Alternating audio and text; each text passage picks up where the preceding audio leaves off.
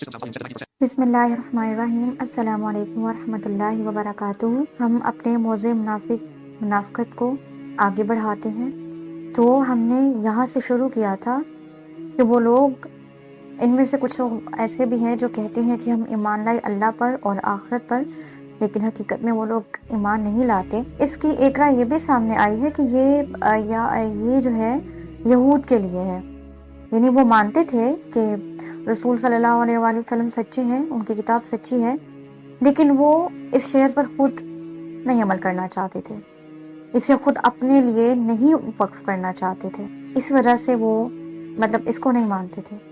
تو یہ ان پر بھی فٹ بیٹھ سکتا ہے کردار، کیونکہ یہی وہ یہود علماء تھے جو مدینے والوں سے کہا کرتے تھے، انہیں بتایا کرتے تھے ایک نبی آئیں گے، جب وہ آئے تو انہیں یہود نے انکار کر دیا، ان کے پیچھے سازشیں کرنے لگ پڑے۔ آج بھی یہود سب سے زیادہ جرائم پیشہ کہہ لیں، کوئی بھی الفاظ ان کے لیے استعمال کر لیں، ان کے لیے فٹ ہے۔ یہاں تک کہ امریکہ بھی ان کے انڈر ہے، امریکہ بھی ان کے انڈر ہے، ان کے نیچے ہے۔ یہود کا اب یہ بن چکا ہے کہ وہ پوری دنیا پر حکومت کرنا چاہتے ہیں، اور ان کے خیال سے حکومت کرنی بھی ہونی چاہیے، حق بھی ان کا ہے، وہ چاہے دنیا کے ساتھ جو مرضی کر لے، ان سے کوئی حساب نہیں لے سکتا۔ ان کی یہ سوچ ہے، ان کے بقول۔ حقیقت میں تو ایسا نہیں ہے نا، کیونکہ حقیقت میں ہر فرد کو اللہ تعالیٰ نے زندگی دی ہے، اس کے حصے اعضاء ہیں، اور اللہ تعالیٰ اس سے حساب بھی لیں گے، اس نے کیا اپنے لیے کمایا ہے اور کیا اس سے دوسروں کی حق تلفی جو کی ہے اس کا بھی حساب لیا جائے گا۔ لیکن یہود یہ سمجھتے ہیں کہ ہمارے علاوہ تمام قومیں امی ہیں اور ہم سے کوئی اس کا حساب نہیں لے سکتا۔ تو وہ جو یہود ہیں ان پر یہ فٹ بیٹھتا ہے۔ اور باقی یہ کہ آخرت تو یہود مانتے تھے، انہیں پتا تھا کہ آخرت آئے گی، لیکن یہاں بتا دیا گیا ہے کہ متقی ہیں کون لوگ ہیں جو اللہ اور آخرت پر ایمان لائیں گے، ایسے یہود نہیں ہیں۔ آگے بڑھتے ہیں۔ یخادعون اللہ والذین آمنوا وما یخدعون، یہ لوگ دھوکہ دینے کی کوشش کرتے ہیں اللہ کو اور مومنوں کو۔ اب مدینہ میں ظاہری سی بات ہے کہ 3 طرح کے لوگ تھے، یہود تھے اور بے طرح کے قبائل۔ اب یہاں پر کیا ہوا کہ یہود تو انہوں نے معاہدہ کر لیا، در پردہ وہ سازشیں کر رہے تھے، لیکن بظاہر انہوں نے معاہدہ کر لیا مسلمانوں کے ساتھ، آپ صلی اللہ علیہ وآلہ وسلم کے ساتھ جو معاہدہ ہوا۔ پھر اسلام اتنی تیزی سے پھیل رہا تھا کہ جیسے سیلاب ہر چیز اپنے بہاؤ میں لے کے جاتا ہے، ایسے ہی اسلام اتنی تیزی سے پھیل رہا تھا۔ اب یہ جو لوگ تھے، یہ اچھا کچھ تو ایسے بھی منافق ہوتے ہیں جنہیں اپنے نفاق کا خود بھی علم نہیں ہوتا، تو ظاہری سی بات ہے ان میں کچھ لوگ ایسے بھی تھے جو چلو ساتھ مل گئے اور یہ بھی کہتے تھے کہ ایویں ہی محمد نے آ کر تو جنگ چھیڑ دی ہے، سب کچھ امن کے ساتھ ہو سکتا تھا، جبکہ انہیں سمجھ نہیں آ رہا ہوتا کہ وہ کیا کہہ رہے ہیں، اپنے نفاق کا انہیں خود بھی علم نہیں ہوتا۔ اور ظاہری سی بات ہے اب یہ لوگ اپنے شر کو پوشیدہ رکھنے کے لیے اسلام قبول نہیں کرنا چاہتے، لیکن تو میں ہے یہ سوچ رہے ہیں کہ جو مسلمان فائدہ اٹھا رہے ہیں ان کے ساتھ وہ فائدہ بھی اٹھایا جائے، اور جو ان کے شیاطین ہیں یہودیوں کے ساتھ یا کسی کے ساتھ جو وہ بھی ہے وہ بھی فائدہ اٹھایا جائے۔ وہ ہے نا یہ آگے والی آیت کہ وَإِذَا لَقُوا الَّذِينَ آمَنُوا قَالُوا آمَنَّا وَإِذَا خَلَوْا إِلَىٰ شَيَاطِينِهِمْ قَالُوا إِنَّا مَعَكُمْ إِنَّمَا نَحْنُ مُسْتَهْزِئُونَ۔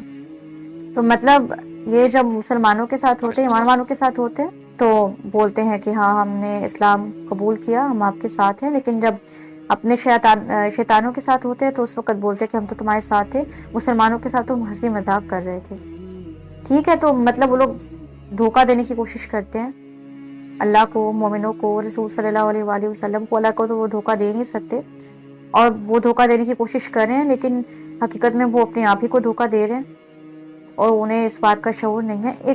اب میں نے آگے بات کی نا کہ انہیں خود بھی اپنے نفاق کا علم نہیں تھا، تو انہیں شعور ہی نہیں تھا کہ وہ کیا کر رہے ہیں، کس کو دھوکہ دے رہے ہیں۔ ایسے ہی پاکستان میں بھی کچھ لوگ ہیں ایسے جو اپنے آپ کو بظاہر پاکستانی ظاہر کرتے ہیں، بظاہر پاکستانی شہری ظاہر کرتے ہیں، اور بولتے ہیں کہ ہم عوام کے غلام ہیں، اور یا کوئی ایسا شہری کہ ہم تو پاکستانی ہیں، بڑا اس سے محبت کرتے ہیں، اور ایسی جڑیں کھوکھلی کر رہے ہوتے ہیں، اور پھر کہتے ہیں کہ ہم تو اس ملک کے لیے سب کچھ کر گزریں گے، اپنا خون تک بہا دیں گے۔ خالی ترانے بنانے سے کام نہیں ہوتا، خالی یہ کام نہیں ہوتا کہ سرحدوں پر لاکھوں کے حساب سے فوج متعین کر دو، ایسا نہیں ہوتا۔ دفاع ایسا کرو کہ اللہ تعالیٰ بھی تم سے خوش ہو جائے۔ ہم یہ سمجھتے ہیں کہ فوج کا دفاع مضبوط ہو جائے کوئی ہمیں نقصان نہیں پہنچا سکتا۔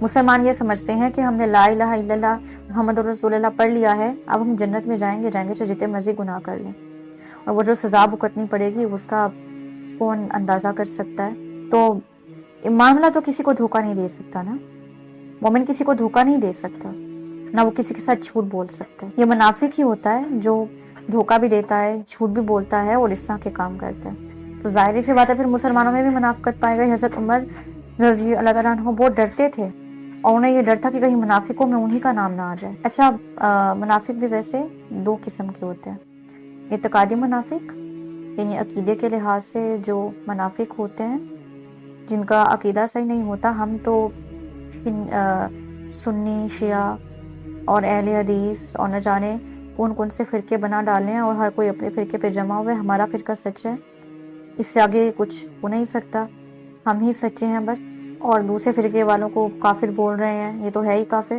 یہ تو مسلمان ہی نہیں ہے۔ اللہ ہمیں ان تمام باتوں سے نجات دے۔ مغربی طاقتیں تو پاکستان کو، بلکہ پاکستان کو تو وہ خاص طور پہ ختم کرنا چاہتی ہیں۔ انہوں نے جب یہ انگریزوں نے آزاد کیا تو کشمیر کا بیج بو کے چلے گئے تاکہ آپس میں لڑتے مرتے رہے، ان کی دولتیں وہ ہڑپ کے چلے رہے اسلحہ کی جگہ۔ آج پاکستان کا، انڈیا ہو، ایٹمی طاقتیں ہوں، کتنا پیسہ اسلحے پہ ہی چلا جاتا ہے، اپنے چاہے کوئی رقم بچے نہ بچے، پاکستان تو ویسے ہی سود کھا کھا کے اب وہ کہتے ہیں کہ دیوار کی جو اینٹیں ہیں اس کی مٹی بر بر کے تو اب اینٹیں بھی گرنے والی ہیں۔ اللہ نہ کرے، اللہ اس ملک کو ہمیشہ سلامت رکھے، اس کی حفاظت کرے۔ لیکن ظاہر سی بات ہے کہ ہم اپنے مقاصد ہی بھول گئے۔ ہمیں تو یہاں اسلام قائم کرنا تھا، لیکن ہم نے اسلام قائم نہیں کیا، اپنے آئین میں تو لکھ دیا، لیکن اپنا جو ہمارا قانون ہے وہ آج بھی ہم نے یورپ کی پالیسی پہ بنا دیا، امریکہ کی پالیسی پہ بنا دیا۔ امریکہ تو خود یہودیوں کے نیچے ہے، لیکن وہ در پردہ یہودیوں کے ساتھ اور جو ہے نا پردے سے بائی دوسروں پر روب جماتا ہے، اور پھر بولتا ہے کہ ہم ثالثی کریں گے تمہارے درمیان، جبکہ سب سے بڑا چور یہی ہے اور یہی لڑا رہا ہے جو ہے نا دوسروں کو، اور چاہے پھر پاکستان انڈیا کی لڑائی ہو، کیونکہ انڈیا نے بھی بھروسہ نہیں کرتا، اور وہ بولتا ہے کہ ہم خطے کی چودھری بن رہے ہیں، امریکہ افغانستان سے نکلنے سے پہلے ہمیں ذرا چودھری بنا دے، ہمارے ساتھ تعاون کرے، ہمیں اسلحہ دے، اور چین سے مار کھائے جا رہے ہیں۔ یہ ایک بات ہے۔ تو اب ظاہری سی بات ہے کہ مسلمان تو دھوکہ نہیں دے سکتے، جو سچا مومن ہوگا وہ کسی کو دھوکہ نہیں دے گا۔ تو اب ظاہری سی بات ہے کہ وہ منافق تو مدینے کے جو تھے وہ تو اسلام کو پسند نہیں کرتے تھے، اور در پردہ اسلام کی جو ہے نا مخالفت کرتے تھے یہودیوں کے ساتھ مل کر، اور پھر وہ لوگ قریش مکہ کے ساتھ بھی مل گئے، حالانکہ وہ جہاد پہ بھی جاتے تھے۔ تو ایسے ہی تھا جب وہ جہاد پہ گئے اور ایک ان کی اس کی بات نہ ماننے کی وجہ سے اس نے اپنے ساتھیوں کو الگ کر لیا۔ تو ایسے ہی ہم ہیں۔ یہ جمہوریت آئی ہی، اس کو متعارف ہی اسی لیے کروایا گیا ہے تاکہ پارٹیاں آپس میں لڑتی مرتی رہیں، آپس میں لڑ کے تو ان کا کچھ نہ رہے، اور دوسری طاقتیں اس سے فائدہ اٹھائیں۔ میں یہاں پہ پہلے ایک بات واضح کر لوں کہ یہاں پہ زیادہ چونکہ بات پاکستان کی ہو رہی ہے، اس لیے زیادہ یہاں پہ تفسیر کوڈ نہیں کی جا رہی۔ ان آیات کا حوالہ اس لیے دیا گیا ہے تاکہ منافقت کے بارے میں علم ہونا چاہیے۔ اب ان کو شعور ہی نہیں ہے کہ ہم دھوکہ تو ان کو دے رہے ہیں جبکہ اپنے ساتھ ہی دھوکہ کر رہے ہیں ہم تو۔ جیسے اب جو امریکہ ہے وہ یہودیوں کے ساتھ ہے، تو آگے پاکستان کے ساتھ بھی ہے، یہودیوں نے اپنا مہرہ بنا کر تو آگے استعمال کر رہے ہیں، اور وہ ظاہری سی بات ہے ان کے بقول تو یہ بہت اچھی بات ہے۔ اچھا، یہ بات جہاں تک میں سوچتی ہوں وہ ایسے بھی ہے کہ دیکھیں یہ سارے اب ایک دوسرے کے خلاف بھی سازشیں کر رہے ہیں، مسلمانوں کو بھی متحد نہیں ہونے دیتے، لڑائی جا رہے ہیں۔ اللہ تمام مسلمانوں کو اتحاد ان کے درمیان قائم کر دے، اور خود بھی آپس میں لڑ رہے ہیں، لڑ مر رہے ہیں۔ وہ کہتے ہیں نہ خوش رہنے دیتے اور نہ خوش رہتے ہیں، یہ وہ والی بات بھی ہے۔ آگے کیا آتا ہے کہ ان کے دلوں میں بیماری تھی، روگ تھا، نفاق کا مرض تھا، جو اللہ تعالیٰ نے ان کا نفاق کا مرض اور بڑھا دیا۔ جیسے وہ ایک آیت میں پہلے میں ختم اللہ علی قلوبہم وعلی سمعہم وعلی ابصارہم غشاوۃ ولہم عذاب عظیم، جو آیت نمبر 7 ہے، کفار کے لیے ہے کہ ان کے دلوں پہ مہر لگا دی، ان کے کانوں پر، ان کی آنکھوں پر پردہ ڈال دیا۔ ایسے ہی جو ان کے دلوں میں اور نفاق کا مرض تھا، جو وہ لوگ اپنے پہ اڑے ہوئے بیٹھے اور سمجھتے تھے کہ ہم بہت اچھا کام کر رہے ہیں، تو اللہ تعالیٰ نے ان کی جو رسی تھی اسے دراز کر دیا. یہ رسی بھی ویسے ایک وقت تک ہی دراز رہتی ہے، کبھی تو دنیا میں ہی اس کی پکڑ ہو جاتی ہے اور کبھی پھر ایسا اس کو قبر میں، اور قبر کا عذاب تو بہت برا ہے، اس سے پناہ مانگنی چاہیے، پھر اس کو وہاں جا کے پتہ چلتا ہے. اسی طرح کچھ لوگ ایسے ہوتے ہیں جو یہ سمجھتے ہیں کہ انسانیت کا جو دین ہے وہ اچھا دین ہے، یہ مسلمان تو ایسے ہی جنگ و جدال لے کے آ گیا ہے اور ختم کرنے کے لیے، اور بڑا وہ لوگ اس بارے میں فخر محسوس کرتے ہیں کہ انسانیت کی مدد کریں گے تو یہی ان کی جو ہے نا آگے بن جائے گی. لیکن اس طرح در حقیقت وہ اللہ کا انکار کر رہے ہیں، ایمان و اسلام کا انکار کر رہے ہیں اور اپنی عاقبت خطرے میں ڈال رہے ہیں. قصہ جیسے یہود تھے، اللہ تعالیٰ نے ایک جگہ فرمایا کہ پھر ان کے دل سخت ہو گئے. ایسے ہی پھر اللہ تعالیٰ نا اس بندے کا سخت دل کر دے. جیسے اس کہف میں ہے کہ مطلب اس آیت کا مفہوم یہ ہے، میرے غالباً ذہن میں نہیں آ رہا. اس آیت کا مفہوم یہ ہے کہ ایک بندہ جو میری یاد سے غافل ہو گیا ہے اور اپنی نفسانی خواہشات کو پورا کرنے میں لگا رہتا ہے، تو میں نے بھی اس سے منہ پھیر لیا. مطلب اللہ تعالیٰ کہنے پھر میں نے بھی اس سے اپنا منہ پھیر لیا. اور سورۃ بقرہ میں ہے کہ تم مجھے یاد کرو، میں تمہیں یاد کروں گا، اور میری شکر گزاری کرو، نہیں ناشکری نہ کرو. اور شکر گزاری کرنے سے اپنا فائدہ اور ناشکری کرنے سے بھی اپنا نقصان ہے. اب ان کے دلوں میں جو نفاق کا مرض تھا تو وہ اللہ تعالیٰ نے اور بڑھا دیا. وہ بڑا اس بات پہ فخر محسوس کریں کہ ہم تو دھوکہ دے رہے ہیں. جیسے جہاد پہ جانے کی باری آئے تو کوئی نہ کوئی عذر بنا کے گھر بیٹھ گئے. اللہ تعالیٰ نے آپ صلی اللہ علیہ وآلہ وسلم کو باخبر کر دیا کہ یہ سب تمہارے ساتھ جھوٹ بول رہے ہیں، تمہیں دھوکہ دے رہے ہیں، یہ جہاد پہ جانا ہی نہیں چاہتے. لیکن وہ سمجھتے رہے کہ ہم نے تو بڑا عذر پیش کر دیا ہے، اور نعوذ باللہ رسول صلی اللہ علیہ وسلم کو تو پتہ بھی نہیں چلا. اسی طرح جو کچھ لوگ ہوتے ہیں مسلمانوں میں بھی کہ وہ ادھر ہی رہ کر امریکہ کے سامنے بھیگی بلی بنے ہوئے ہیں، اور پاکستان میں اپنے آپ کو بڑا انہوں نے شیر بنایا ہوا ہے، بڑا شیر اپنے آپ کو ظاہر کیا ہوا ہے. خیر ایسا کب تک چلے گا؟ اور منافقت زیادہ دیر تک چھپ نہیں سکتی. انسان کو پھر ایسے سامنا کرنا پڑتا ہے پھر چیزوں کا کہ اس کو سمجھ آ جاتی ہے. اللہ تعالیٰ نے ہمیں یہ جو پیارا ملک دیا نا، ہم نے اس کی ذرا بھی قدر نہیں کی. اپنی منافقت سے، اپنی کافرانہ نظام سے ہم اس ملک کو ایسے حالات میں ڈبوتے جا رہے ہیں کہ اس کا نکلنا بہت مشکل ہے. اللہ تعالیٰ نے ان کے لیے دردناک عذاب تیار کیا ہے.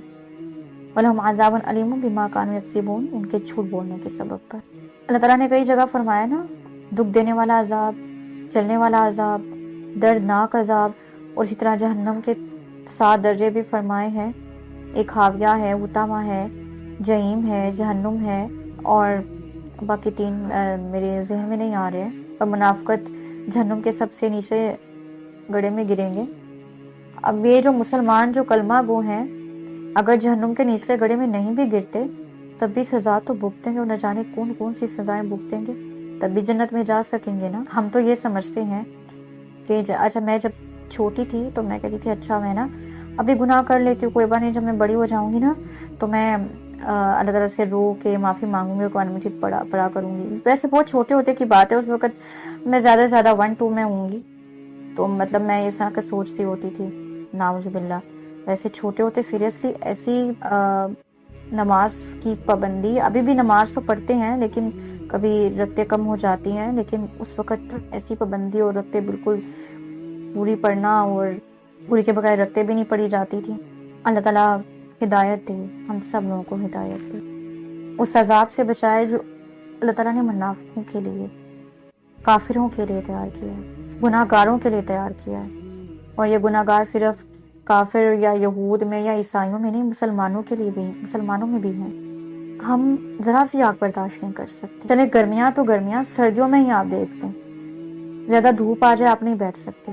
آپ کے ہاتھ پہ ہلکا سا پانی کا قطرہ گرتا ہے تو آپ تڑپ اٹھتے، اور پورا دن آپ کو پتا چلتا ہے کہ یہاں پہ کچھ گرا تھا، جلن ہو رہی ہے. آپ اپنا ہاتھ آگ کے اوپر نہیں رکھ سکتے، آگ کے قریب نہیں آپ لے جا سکتے، اور خود بھی آگ کے قریب ہو کر نہیں بیٹھ سکتے، پورا قریب ہو کر نہیں بیٹھ سکتے، آپ پورا دور ہی بیٹھیں گے آپ. تو سوچئے وہ جہنم کی آگ جس کا ایک سوئی کے نکے جیسا اگر کھل جائے سوراخ تو پوری دنیا جل جائے، پوری دنیا جل کے راکھ ہو جائے. تو سوچیں اس آگ میں آپ کیسے جلیں گے، میں کیسے جلوں گی. میری کھال ایسے موٹی ہو جائے گی، اتنی موٹی کہ جب یہ جل جائے گی تو اللہ تعالیٰ اور ڈال دیں گے اور گرم پانی میرے سر سے ڈل کے میرے پیٹ کی جو آنتیں ہیں انہیں توڑتا ہوا باہر نکل آئے۔ اپنے آپ کو اس تصور میں رکھ کے سوچیں، اور اس قبر کے جانور جو دنیا کے جانوروں سے 70 گنا تیز ہیں، وہ سانپ جو بجلی کی کڑک جیسا ہوگا، جس کے ناخن لوہے کے ہوں گے، وہ بچھو، اور ایسا ایک جانور اور ایسا ایک پتھر جو آپ کا ایک بار سر کا قیمہ بنا کے چلا جائے گا، آپ کے سر پھر ٹھیک ہو جائے گا اور پھر وہ آئے گا۔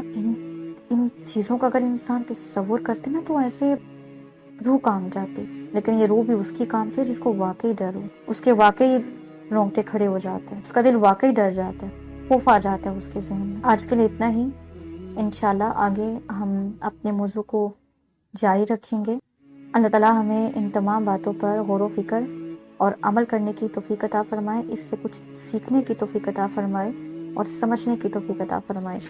اللہ تعالیٰ ہم سب کا حامی و ناصر ہو۔ السلام علیکم ورحمۃ اللہ وبرکاتہ۔